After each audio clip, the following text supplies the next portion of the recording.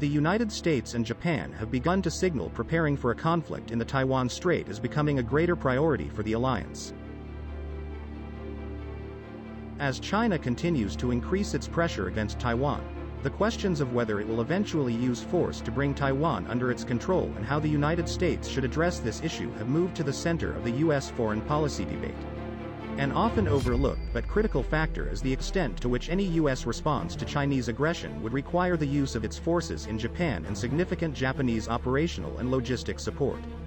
In the face of growing Chinese military capabilities and weakening deterrence, the United States and Japan need to make preparing for a conflict in the Taiwan Strait a top priority for the alliance.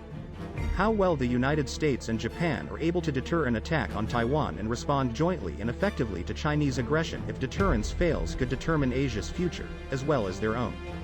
There is a growing recognition in Japan that a Chinese occupation of Taiwan would fundamentally challenge its security.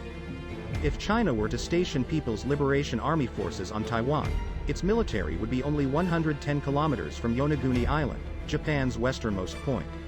Such an outcome would render it far more difficult for Japan to defend Yonaguni, the Senkaku Islands, and Okinawa. Given that China views the Senkaku Islands as a part of Taiwan province, China could attempt to seize them during a conflict over Taiwan. If China achieved its objectives in spite of U.S. intervention, Japan would see its ally severely weakened, which would force it to fundamentally reconsider its foreign policy and defense posture. A successful Chinese annexation of Taiwan would also undermine Japan's economic security. Taiwan is Japan's fourth largest export market, and should China control Taiwan, it would be able to curtail Japan's access to that market. Over 40% of Japan's maritime trade passes through the South China Sea. With control over Taiwan and its military installations throughout the South China Sea, China would be in a position to force shipping bound for Japan to take more inefficient routes, hurting Japan's economy. In addition, China would presumably gain control of Pratas Island, currently administered by Taiwan, a strategic island adjacent to the entrance to the South China Sea from the Philippine Sea, further cementing its hold on this critical maritime artery. Finally, given Taiwan's proximity to the approaches to Japan's ports, during wartime China could threaten Japan's import-dependent economy. Faced with this potentially dire scenario, Japanese leaders have begun to link Taiwan's security with Japan's, which would enable the country to play a role in Taiwan's defense. This past June, Japan's defense minister stated the peace and stability of Taiwan is directly connected to Japan. 1 month later, Japan's deputy prime minister argued that if a major problem took place in Taiwan, it would not be too much to say that it could relate to a survival-threatening situation. Such assessments would enable Japan to respond to a Chinese attack on Taiwan under the auspices of exercising collective self-defense.